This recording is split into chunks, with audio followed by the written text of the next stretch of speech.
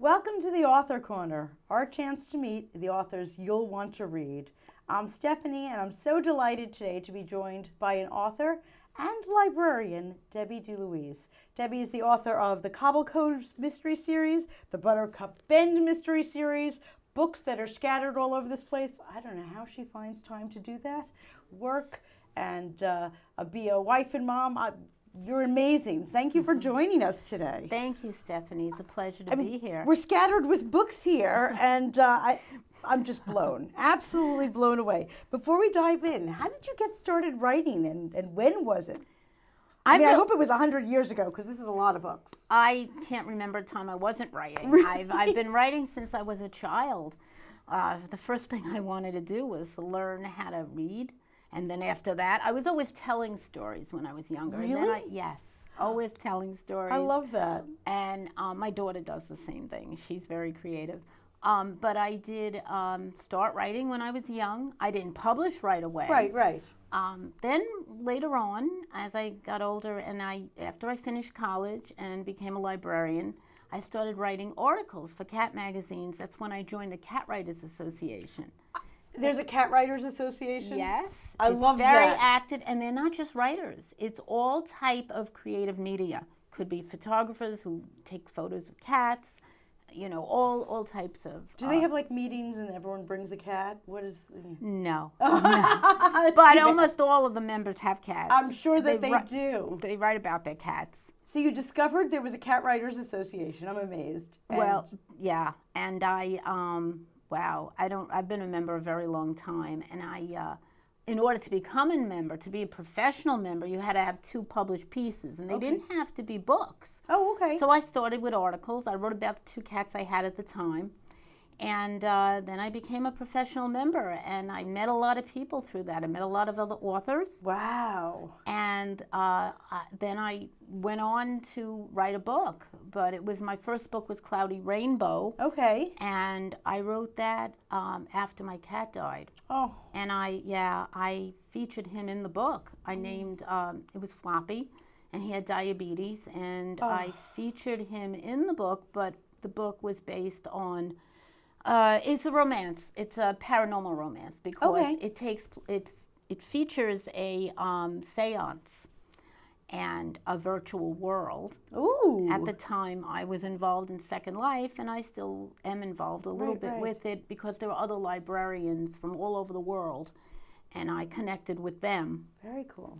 But when my cat died, for some reason, it helped me. Oh, it helped me over the grief to write. Oh, because I've always, like I said, I've always been writing.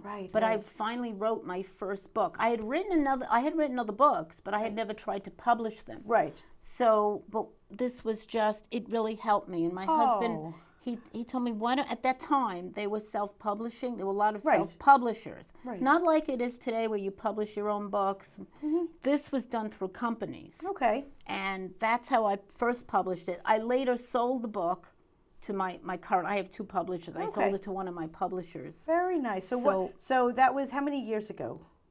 Wow, this was 2007 when that book came out. Okay, well, your first book, and I'm so glad that it helped.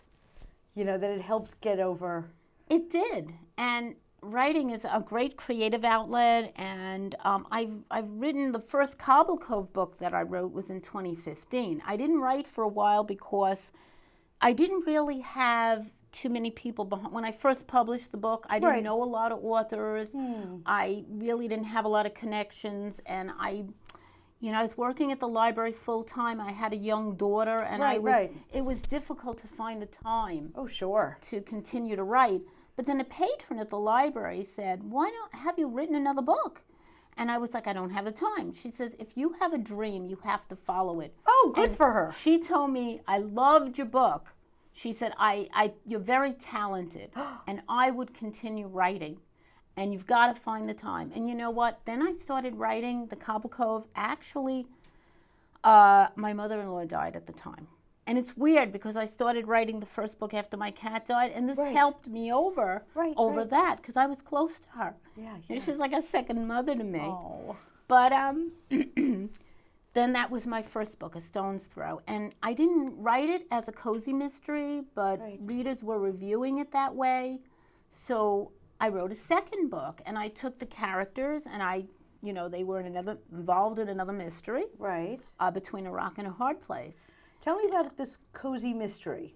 You know what, the term cozy mystery, just for us to understand. You said you didn't realize you were writing a cozy mystery, but it was. Well, a lot of cat books, the authors that I met and the cat writers and so on, they write cozy mysteries. What they are, they're not, they usually take place in a small town. Okay. They usually involve, they always involve an amateur sleuth. Okay. Who could be an elderly person, it could be an older person, it could be someone who is a cook or works in a restaurant. They have all types of occupations. Right.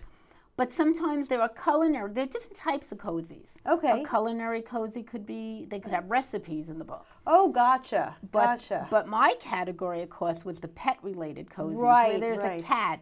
Sometimes the cat plays a big role, and other times the cat plays a minor role. But there is a sleuth who is the main character. In my books, Alicia, she's a librarian like I am, and she's the main character in the Cobble Cove series. But Sneaky was not actually her cat. He's a library cat, but she's a librarian. He's like the main cat character in the book, and there are other pet characters. Right. And later on in the series, I did have Sneaky have larger parts in the books, and the reader can actually understand what they can see his thoughts, they can read his thoughts, which are usually in italics. But the characters in the book don't know that Sneaky's helping them or helping Alicia. They don't know it, but the other pet characters are aware of it. Oh, very nice. Okay, so that's what that category is. So people who like small towns, mysteries without, without a lot of violence or sex. Just clean, good, fun. Clean, So fun they do have murders. Right. But we're not like tearing out guts, I presume. Right. No, they're not dark. They're not really, like you said, they're not violent. Right. And sometimes the sleuth discovers the body. Okay. Right. And there's usually a sheriff in the town, or there's a detective sometimes who works with the sleuth. Or the sleuth. Right. But the sleuth usually either solves the crime or endangers themselves. Gotcha. I'm curious, when you got started in this genre, had you been like a fan? Were you reading lots of cozy mysteries and then subsequently you started writing your own? Is that kind of the way things... Well, I read cat cozies for a long time. Okay, good. When I started, Carol Nelson Douglas, Shirley Murphy, I knew both of them. I met them at the Cat Writers Association. They're very big names. And yes. Carol died recently, and we were all very upset over it. She was phenomenal, and she wrote the Midnight Louie mysteries, but she also had the Irene Adler with Sherlock Holmes. She had those mysteries. Because I also write standalone books, not just cozies. Right, not just cozies. And I like to read different types of books. Well, I'm a librarian, so I do like to read. What a convenient tie-in. I think that's just the greatest tie-in, to be an author and to be a librarian. The funny thing is, I've always wanted to write. And I worked on my college newspaper. When I was in college, I volunteered, and I was a features editor. And then I went into article writing. I still write for Catster. I've written articles, but a lot of things are online now, so it's a little different. But the writing part, the author part, came after. I'm sorry, I'm doing it the other way. The librarian part came later. I mean, I always loved libraries. I never thought I'd be a librarian. Like I said, I always wanted to be a writer. And then when I was in college, I took some tests to see, what I would be interested in doing. And it turned out they said writer was the number one and librarian was the number two. Wow. And I've done both. So good test. Yeah, it was. Good. I tell my daughter to do that because she's going to college. That's a great, I don't know that people do those kinds of tests Some of them are accurate, some of them aren't as accurate, Right.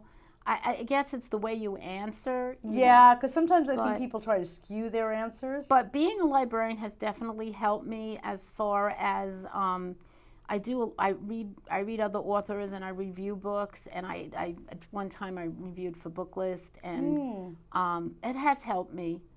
They complement one another in a lot of ways. Right. You Oh, know, I'm that's around fabulous. books, and I love being around books. That's fantastic. Well, I'm counting over a dozen books here, and that's more than 2 a year. Yeah, I've already had 2 out already. How do you have the time? Tell me about your process. Like, are you writing for 6 hours a day? I mean, 2 books a year, 3 books a year? No. I'm lucky if I can write like an hour. I'm lucky because I write in the morning. I'm up very early. I'm up before 5, and I do write before I go to work. I also have to handle the social media, the promoting, all of that. All that other stuff. And I'm a morning person, so and I sometimes wake up with ideas. I sometimes dream of ideas. Oh, well, that's convenient. My book is always, when I'm concentrating, when I'm writing, it's always on my mind. And certain things happen to me, or things I remember, things I dream about, and I just write. It flows. And when I get into that flow, I can't really be disturbed, but it's like, it's not quantity, it's quality. So I find that I can write very quickly. I don't need a lot of time. That's just the way I do it. And I don't like outline a lot of things. I change as I write. Sometimes I kill off people I don't expect to kill off in the book. And so you're just sitting down, you're waking up in the morning, going to the computer, and you don't necessarily know what you're going to be typing. I read what I've written prior. Usually I go back a couple of pages. Sometimes I write a scene or I write a chapter, and then I know where I'm going. So when I go back the next day and I read over, and I just continue. Wow. And I sometimes write a whole chapter. Sometimes if I'm rushed, I just write part of a chapter, but I know where I'm going. And it adds up. It adds up. It does. I can't imagine how much it adds up. Do you find it hard, being a morning writer, to stop to go to work? Like, do you ever feel like you're just immersed in what you're doing and you almost miss going someplace else? Or you're just so disciplined that you're like, nope, it's 8 o'clock, gotta go? No. Really? I know. I'm always early for things. I'm always right. You just I just know. Okay. I pace myself. Okay. Basically, it doesn't sound like you've ever experienced writer's block. You just do it. I have so many ideas, and I have to keep them back because when I'm concentrating on one book, and even with 2 different series now, to keep things straight, I can't allow myself to think of those. And I have old manuscripts that I've gone back on some of them. But I have lists of things I want to write. Wow. And I just don't have the time to write them. I say when I retire. So you do one book at a time. You don't that's it, my focus is on this book. Well, and you have like a notebook to write your ideas for other things? I do one book at a time. Right. And I can't be the person that has written 5 books in the series and it's ready to go. I'm doing one book in the series at a time. Right. One book, because when a book gets published, you have to spend a lot of time promoting it. Oh, sure you do. So there's usually a lapse in time when the editor has it, and then I can work on something else. Right. When there's a lapse in time, I spend time doing other things. I do my blog or my newsletter. So, yeah. But what are you ever afraid that, I know people who say, I wake up with this idea, I have to sleep with a notebook next to my bed because I'm afraid I'll lose it. Do you lose your ideas? Is that how it goes, or do you not really? I do have a book next to my bed if I need to write them down. And sometimes you forget things, it's true, but mostly when I get up, it just comes to me as I sit down and write what I know, or I get it down very quickly, just like notes. Then I can write, just enough notes to jog my memory. Right. Yeah. Now, what about notes to keep things straight? Like, you have multiple book series going. Do you accidentally think, I might put the wrong character in this book, or do you have like charts or Post-its? I can't imagine. I go back. I have my character chart. I go back. Sometimes I go back to the books themselves. Right. Either I have my hard copy, my print copy, and I go through it, or I go online and I search it, the ebook or whatever. Right. But I try to keep as detailed as possible with the character charts. and then I print those out and I have them handy and I can refer back to them. But I introduce new characters and I add them. And you have to like add with them. the series, I have to add them. Sure. Like with a standalone book, it's just, that's it. Those are the characters. But with a series, you have to have a running list from each book. I can't imagine the notes you must have for all these books. Just to keep it all straight, that's a lot. They're all mostly on computer. Yeah. Now, the cats in the books, are they all inspired by cats that you've owned? Most of them. I do sometimes have cats that I just make them up, but you know, Oliver was my Siamese Oliver. Sneaky is based on him, although a younger version, because I got Oliver as an elderly, like he was a senior cat. Oh, okay. And that was because my mother had him, and then she had to go into assisted living, and she couldn't care for him, and I took him. And we had him, you know, we had him quite a few years before he came down with kidney disease. And in fact, the case of the cat crazy lady, he passed away during that book, and he's actually in the book. The Siamese is named Oliver. But I named the Cobble Cove cat, the Cobble Cove Siamese is named Sneaky. Right. But he's also Siamese, because I had Oliver at the time. Right. And then I introduced the calico, and there's a funny story, Kitty Kai. I had a contest in my newsletter. This is the calico, right? Yes. I had a contest, and I asked readers who read my newsletter, they could enter the contest, the type of cat I could introduce in the next. I was planning to introduce another cat. I said, well, you know, I'd like them to send me a photo of their cat and the name of the cat. And I would use it if they won. And I randomly chose someone, which ironically, the woman works in a library. This is very ironic. She has a calico, and the cat's name was Kitty Kai, and there was a story behind that. It was like a Hawaiian, I think it was a Hawaiian name. That she named it. And there is a story. Then I wrote this series, and I introduced the cat. And this, I don't want to give it away because it is a teaser. No spoilers. It is a teaser. But I used the cat's name, and it's a calico. But ironically, very soon after that book was published, you know, Oliver had passed away, and my daughter wanted another cat. And we went to a cat cafe, and there were 2 kittens. My daughter fell in love with the black cat, because she always wanted a black cat, ironically. And I know a lot of people don't want to adopt them. They feel they're unlucky. But she wanted a black cat. But we couldn't take him without his sister, and his sister happened to be a calico. Wow. And it was so ironic because I've had so many cats. I grew up with cats, never had a calico. She's a dilute calico. She's not like the black. Right. But she's got the gray. Well, you've seen photos of Hermione, yes. so it's Harry and Hermione. And now, and they've been in my books. They're the looks of the cats, but what about the personalities? Or maybe the better question is, do your actual cats solve crimes? Like, are we thinking they have a whole secret life? I don't know. I think my cats have a secret life. I think my cats commit crimes. I know my Hermione used to take. She had this little catnip mitten, and she used to carry it and hide it all around the house. And I find things. I wake up in the morning, and they've brought little toys to me. Not mice yet. Thank goodness. But it could happen. Of course. Cats do that. But no. They are not solvers of crimes.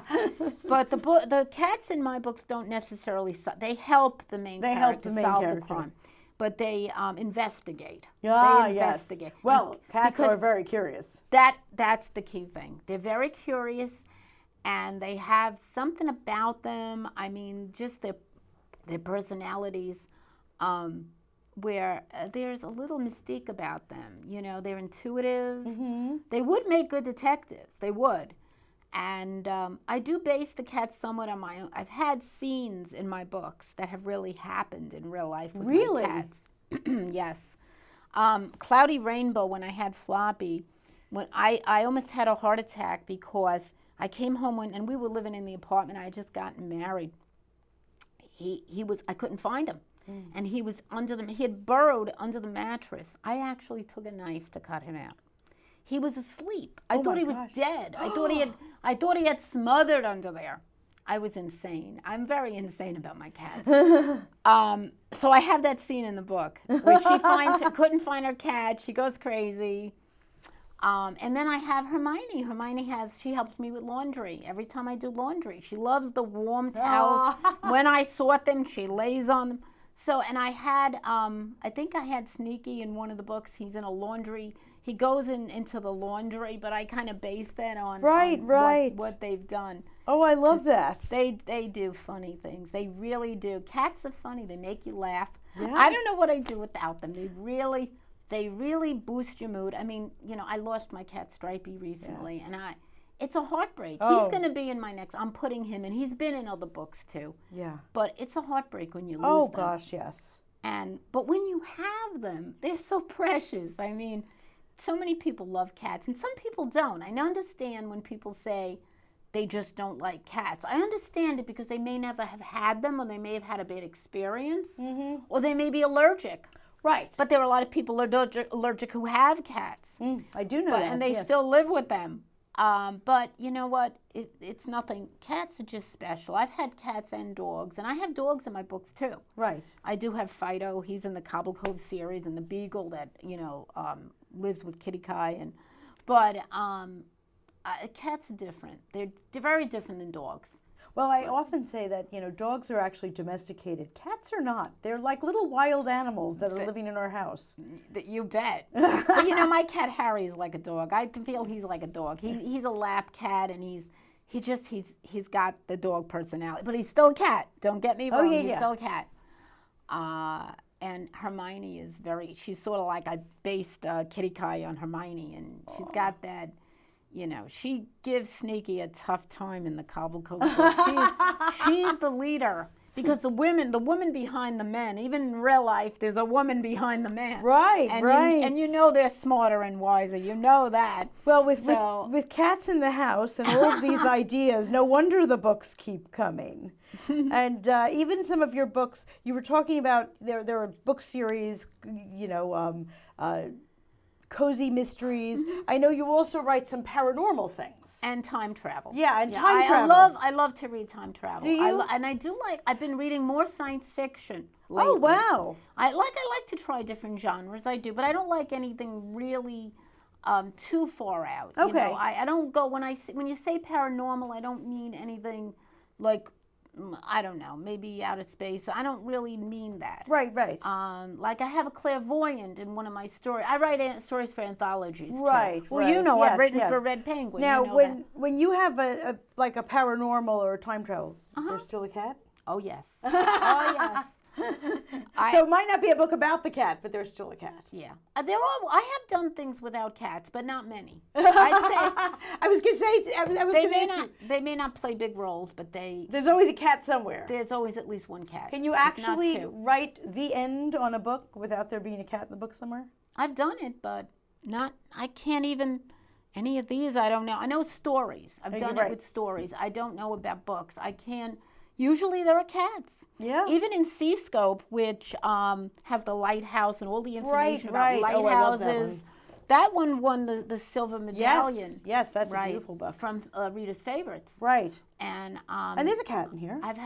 There were two. Yeah. But they don't, they don't do a lot. They don't solve the crimes. They're not really, but they're in the book. And they act cat-like. They're not, they're cat-like. And so what is the highest award from the Cat Writers Association? The Muse Medallion, and I've won it. You've won the Muse Medallion. It took years, and it wasn't for a book. Really? It was for a short story. But it's in a book. Sneaky's this one. Yeah, Sneaky's Supernatural Mystery. Okay, so the Muse Medallion winner is in this book. It's Sneaky's Christmas Mystery. Oh, okay. I've done a bunch. I've got his Summer Mystery, his Kitty Kai's Easter Mystery. His Kitty Kai's in there too. The new one is Sneaky Supernatural. The main story in this one is Sneaky Supernatural, which was the latest in this book. But the Christmas one won the Muse Medallion. Wow. And it was an ebook. It started out as ebook only. Okay. because it's a short story. Right. But then I asked my publisher, why don't we take all the short stories, and because readers are asking for them in print form. Right, right. And so I made the collection. Fantastic. Well, especially because if you're going to win the highest award by the Cat Writers Association. I should have worn it. It's a medallion, and it's Oh, that's yeah, fun. That's it's beautiful, fun. and it's engraved. It's really beautiful. So you are so incredibly prolific. I mean, I still can't get over all these books. Tips for writers out there. They say 90% of the population wants to write a book. You're doing it in spades. I wish I could give one, but everybody's different. Everyone's different. And I would just say persistence is very important. I mean, as far as publishing. Right. Now, there are people that write for themselves and it's a hobby and they don't want to sell. No, but I'm talking about the person who says, oh, I can't write a book. I have no ideas. I don't even know how to get started. Oh, the beginner. Well, a beginner like that, there's so much to write about. I mean, they just have to be in tune with things. They could think about things they've dreamt of, TV shows they've watched, other books they've read. I don't mean copy anything. No. But you get inspiration just living life, going outside, traveling. Right, You can get it in your own backyard. I mean, things happen even you're at work. I mean, there are things that happen. There are people you meet, people you've known. I think older writers have more to draw from. In my, like as I've gotten older, you have more memories. Yes. You have more experiences. Well, but what's nice about that is it's never too late to get started then. Well, that's what's wonderful about it. And, you know, one of my favorite authors, Phyllis Whitney, who wrote, like, Gothic mysteries, I think she was writing into her 90s. She lived to, like, 104. That's fabulous. And I actually wrote to her, and I'm still trying to find that letter she wrote back. Right. It's disappeared as I moved, but one day. I'm sure you will find it. And the cat writers have inspired me. That's amazing. Well, if I've done panels with them. If someone can't figure out what to write about, it sounds like they should get a cat. Cats are endless inspiration. They really are. But you can get inspired by anything. You just got to, it's, you know, some people would write about their families, or I'm just saying there's so much out there. Yeah. You know, whether it's a setting or a place or time or a person. Right. When people say they have no ideas. Cats do it for me, but they might do it for something else, might do it for someone else. If somebody's really that stuck. Dogs, I don't know. A bird, a fish, exactly. something. And I try to feature other animals in my books too, like I'm going to have in the That's Buttercup Bend fabulous. series. I love that. Well, you are such a huge inspiration. If you want to get started reading, I mean, there's a plethora of books here by Debbie DeLouise. And also, if you want to get started writing, please be inspired. It's never, ever too late to get a cat. Thanks for joining us. We're just books up on a shelf. Try to understand this if you can.